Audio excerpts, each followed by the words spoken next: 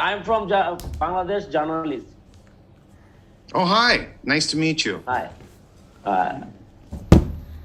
I would like to know a little bit about Japanese black law. Please tell me, please. So in the particular form of sole custody that Daniil outlined, the kind that's in Japan is particularly dangerous and damaging to children because it is isolating, it's alienating, it is reality denying, because the reality is that this child has this other parent. Most often, 90-some% of the time, it's a father that is communicated to that child as basically being dead. Right. In all sense of the word, that parent has been erased. However, in fact, that child's parent is alive and looking for them. So a child's brain has to adapt. And so the damage is not the loss of the child or to the parent. The real damage to the child is what the child's brain and psyche has to become in order to accommodate moving forward in life.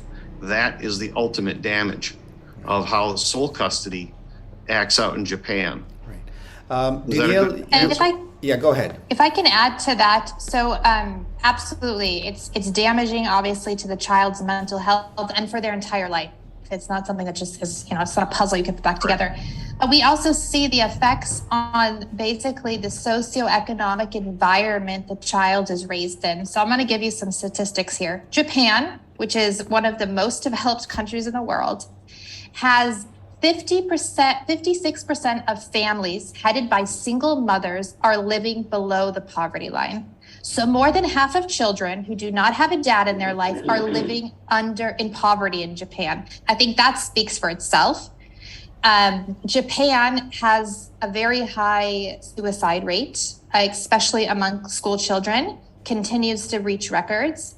And this is also very daunting. The number of reported child abuse cases in Japan has risen every year for 31 years. Every year for 31 years, there has been a terrible record to have, of the number of reported child abuse cases. In the 2021 fiscal year, it reached over 200,000. So again, children, if they have two sets of families in their lives, then you have an extra set of eyes, making sure that child isn't put in any situations where the child could be exploited, abused.